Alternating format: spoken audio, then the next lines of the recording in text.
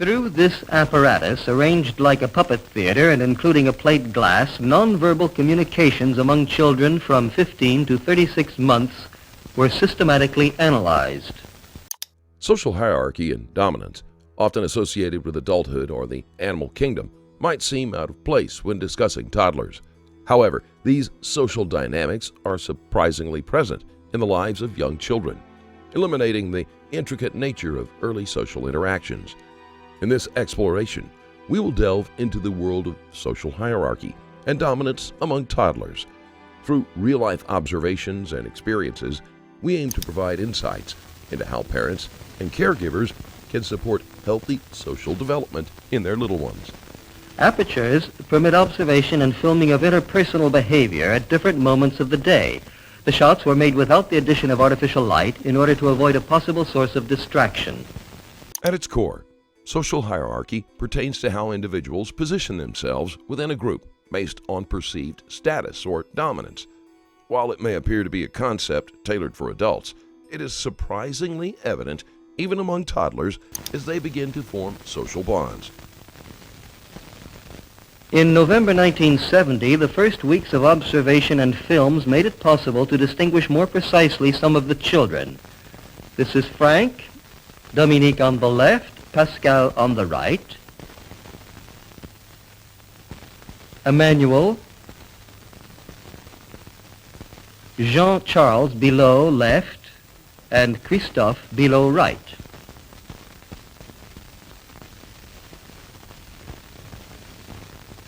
Three of these children often find themselves together. Pascal in the foreground, Dominique, who is playing with a box, and Frank pushing a car. Picture a typical preschool or daycare setting, and you'll notice some toddlers naturally assuming leadership roles. These young leaders initiate games, organize activities, or guide their peers, effectively establishing themselves as dominant figures within their social circle.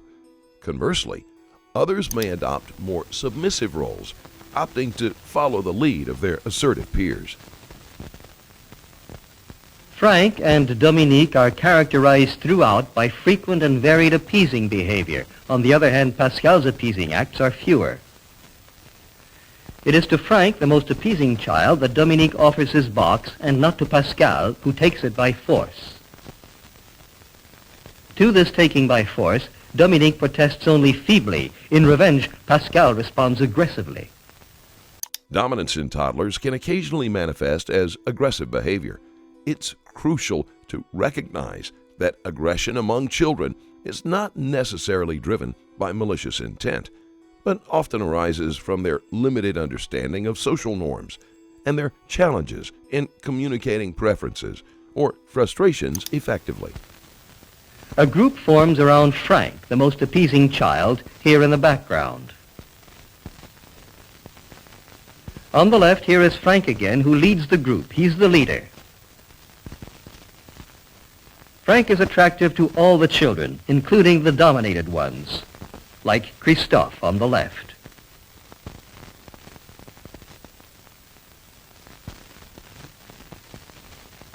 Christophe always keeps a certain distance between himself and the dominant ones like Frank, as is the case here, in spite of their overtures to him.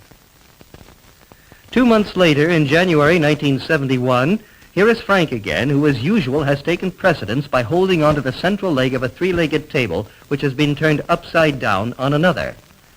On the right, Dominique and Emmanuel, his immediate subordinates, and behind, Christophe, who never participates in the competition for the table legs.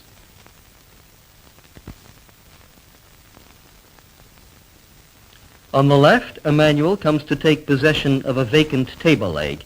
He has removed a bolt from the table, which Frank wants, but he doesn't give it to him. The children offer, in fact, less and less often to Frank, who, following his mother's temporary absence, has become less and less appeasing and more aggressive. 2 minutes later, while Frank returns, Emmanuel holds the central leg of the table. Emmanuel defends his position by threatening with his left hand. Imagine a scenario where one toddler, let's call him Liam, has a favorite toy that another child wants to play with. Liam's response might involve pushing the other child away and perhaps even shedding a few tears. Although this may seem aggressive, it reflects Liam's attempt to assert dominance over the cherished toy, rather than a deliberate act of harm. In such instances, caregivers can step in to teach both children about sharing and taking turns, helping them navigate social interactions more smoothly. Then, while Frank approaches, Emmanuel shakes the leg of the table, a behavior similar to chimpanzees' threats. While Frank replaces the bolt, Christophe in the foreground is always apart from the others. Having done with the bolt, Frank quickly takes over the highly coveted central leg. Emmanuel finds himself ousted to the right leg.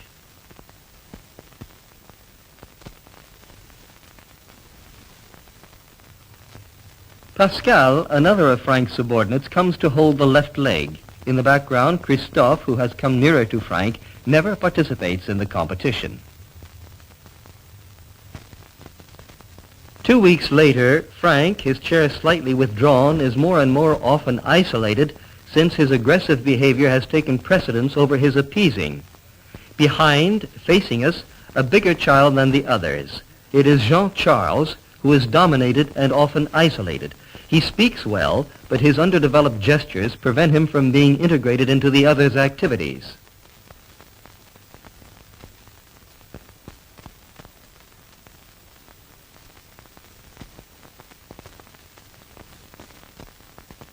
As the meal ends, Frank hops. On the left, Emmanuel immediately imitates him. As a result of this simple imitation, communication is again established between Emmanuel and Frank. Striking the table, Frank is imitated by Emmanuel, then by Dominique and another child on the right. Frank has provisionally got back his ability to lead. A week later, Frank on the left is still as isolated, while Emmanuel and Dominique remain very close. The postures and gestures of these two children finally become identical. When two children become very close, they have in fact a tendency to imitate each other and thus to develop similar gestural repertories. An essential aspect of guiding toddlers through social hierarchies is instilling empathy and critical social skills. These early lessons are instrumental in shaping their ability to interact positively with peers and comprehend the dynamics of dominance and submission.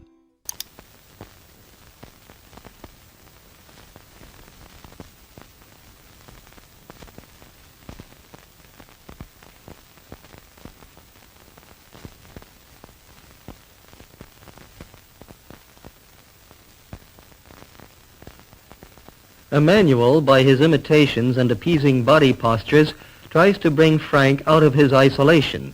A nonverbal communication is thus established, and it lasts 3 to 4 minutes between these two children. This type of communication permits establishment and reinforcement of bonds between children of 2 to 3 years.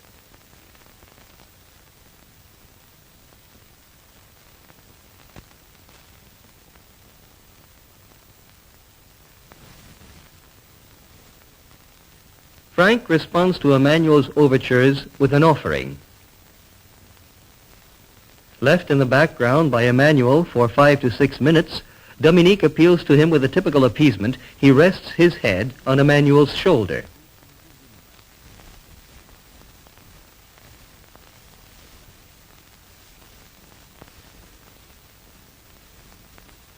It is through such nonverbal communications that bonds are reinforced between young children. Consider a situation where one toddler, Sarah, encounters another child who is visibly upset. Rather than ignoring the distress, Sarah approaches the distressed child and offers a comforting gesture, like a hug. Her caregiver acknowledges and praises Sarah's empathy, emphasizing the significance of understanding others' feelings and providing support. By recognizing and encouraging empathetic behaviors, caregivers significantly contribute to the development of essential social skills in toddlers. At the beginning of March 1971, we can recapitulate the dominance relations among the young children as follows. Frank dominates Dominique, Emmanuel, and Pascal, who themselves dominate Jean-Charles and Christophe.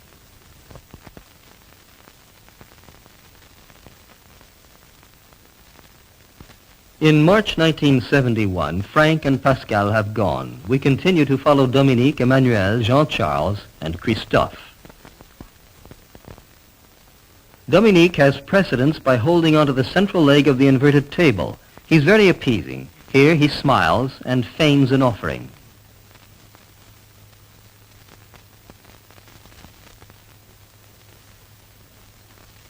Ten seconds later, Emmanuel, another dominant one, comes to hold one of the two other legs on the left.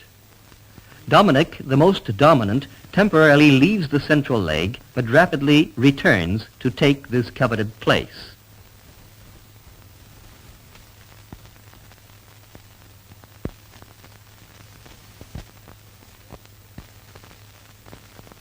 "12 minutes after the departure of the dominant ones, Christophe arrives in the background and pushes down one of the smaller children.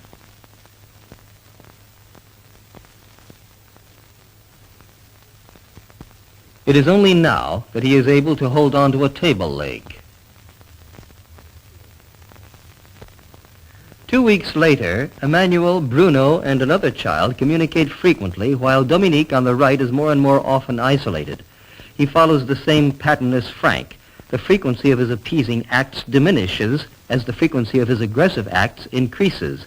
These modifications coincide with upsetting events in Dominique's family.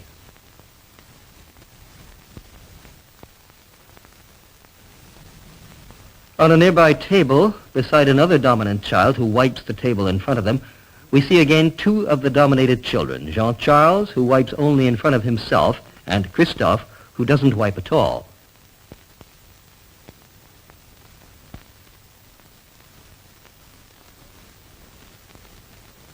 Christophe in the background is more and more alone.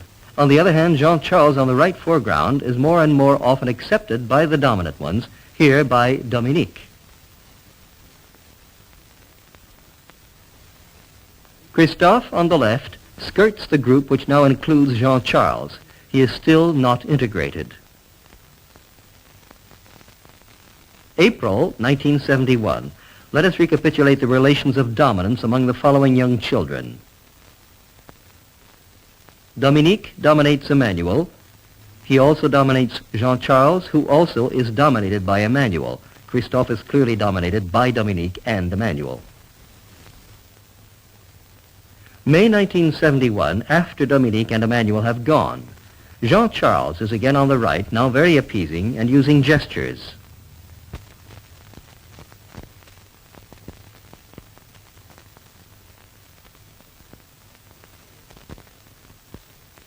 He consoles the nearby child who has just been slapped. At the aggressor's blow, he responds with a very ritualized threat. Very appeasing, Jean-Charles continues to console the nearby child.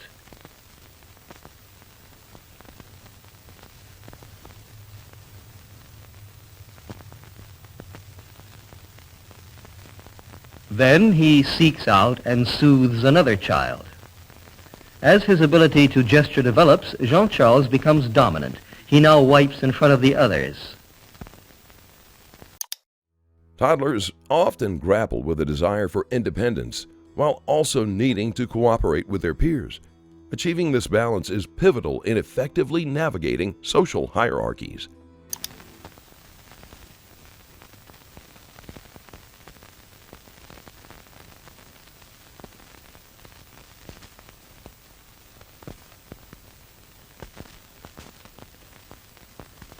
How has Christophe developed during this time?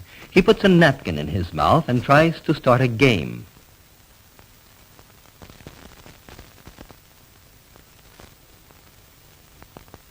The other children ignore him. His power to attract and to lead is weak.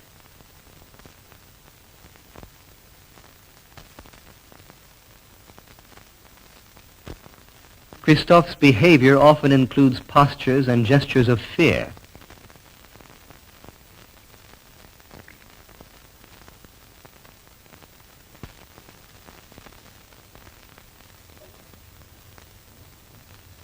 He must submit most often to aggression from the others, even from the smaller ones, as is the case here. He rarely emerges as the victor from such competitions and remains dominated.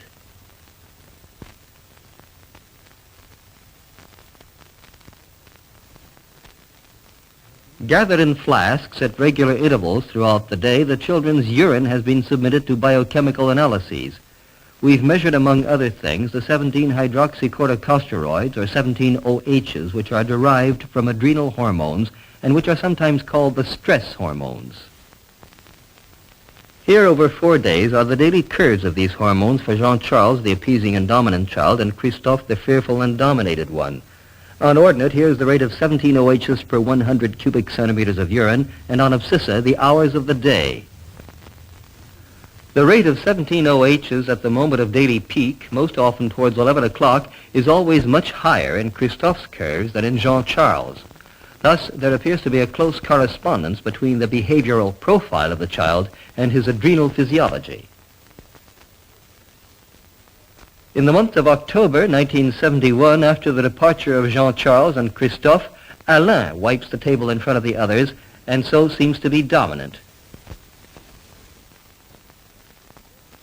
When he wants something, Alain is very aggressive.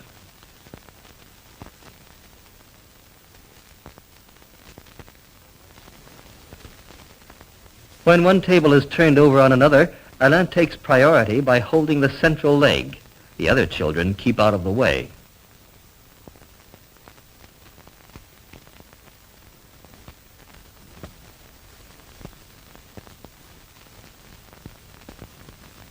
Alain, standing, defends his privileged position on the overturned table by frequent aggression. He slaps.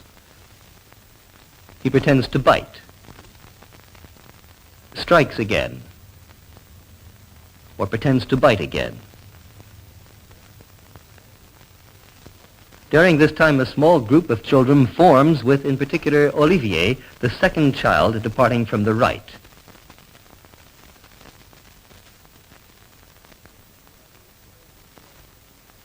The others turn towards Olivier.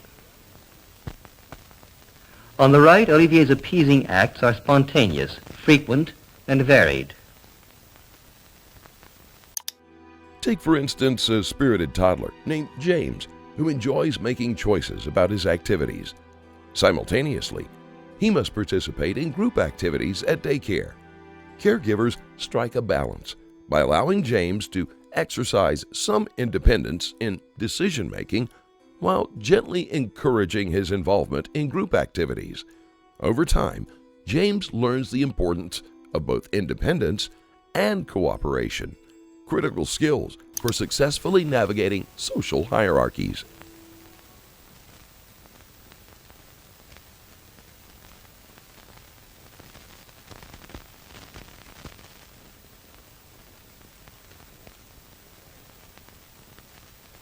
Here's another example.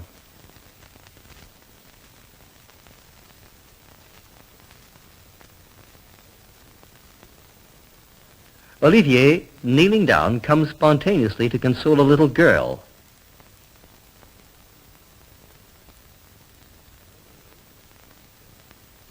When he raises the mattress, he's immediately rejoined and imitated by 2 children.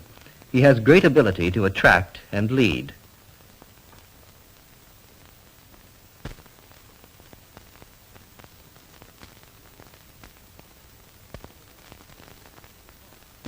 In another situation, he puts a box on his head.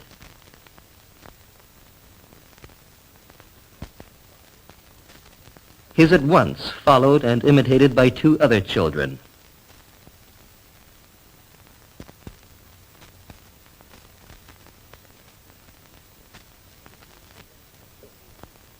Olivier is unquestionably a leader, but is he dominant? When a table is reversed upon another, at the 2 legs on the right, Alain is in the background and Olivier in the foreground. Alain defends his place with blows. Olivier is very calm.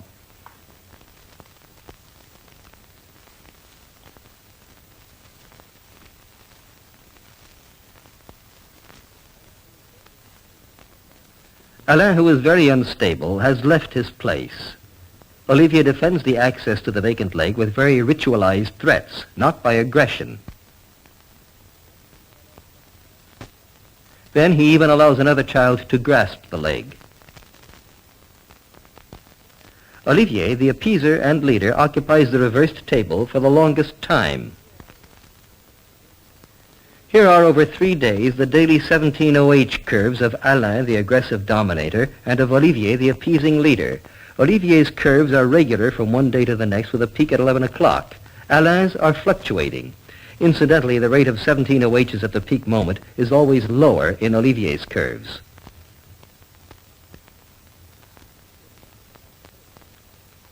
In the month of October 1972, Olivier and Alain have gone. Among the children who most often occupy the reversed table are Philippe, left, and Laurent, right.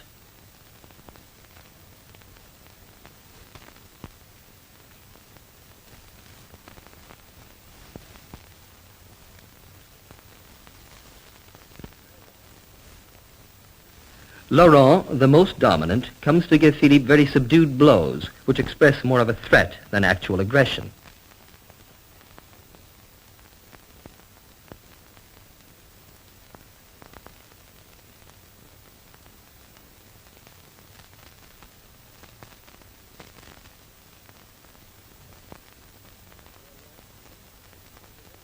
Laurent, facing us, is a very expressive child.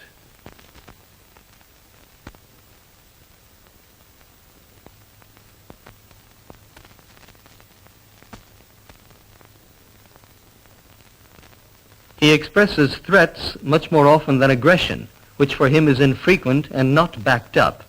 There he goes to give a very subdued slap on the arm to another child who is coming to occupy the table.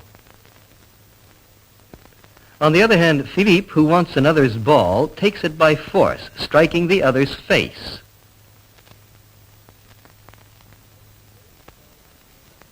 Then he throws the ball on Laurent, who replies by slapping Philippe's hand very softly.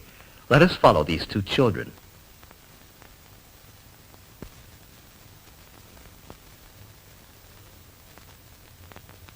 Laurent is appeasing and attractive.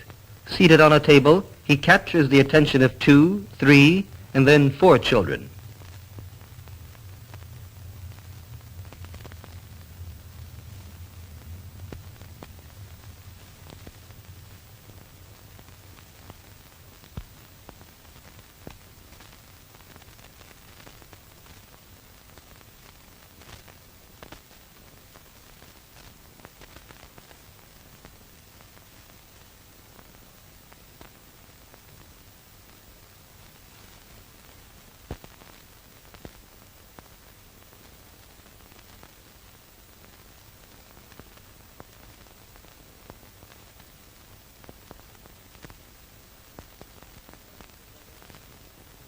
We find Laurent again seated on the table. A tiny tot in white overalls comes spontaneously to offer him a piece of paper.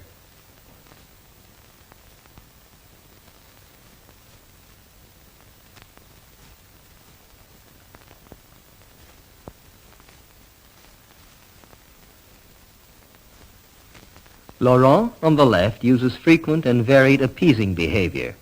Here's an example. Laurent has all the characteristics of the leaders of the past years. On the other hand, already at the age of 20 months, Philippe, on the left, displays frequent spontaneous acts of aggression.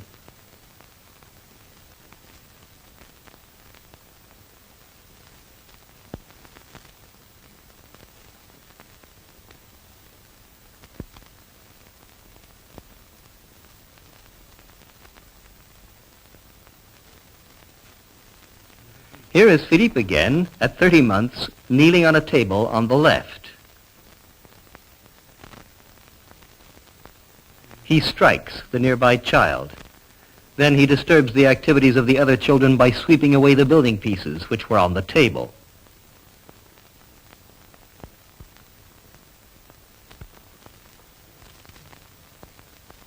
One of the children coming to protest sets off Philippe's aggressive reaction. Here are, over 4 days, the daily 17-OH curves for Philippe, the aggressive dominator, and for Laurent, the leader. Laurent's curves are regular from one day to the next. Philippe's are fluctuating. The rate of 17-OHs at the peak moment is always lower in Laurent's curves. Thus, the same correspondence between behavior and adrenal physiology have been found as in the preceding years. That has been confirmed for other children. Social hierarchy and dominance are not abstract concepts reserved solely for adults or the animal kingdom. They are present even among toddlers as they begin forming social connections and engaging in early social interactions. While some children naturally assume leadership roles, others may adopt more submissive behaviors.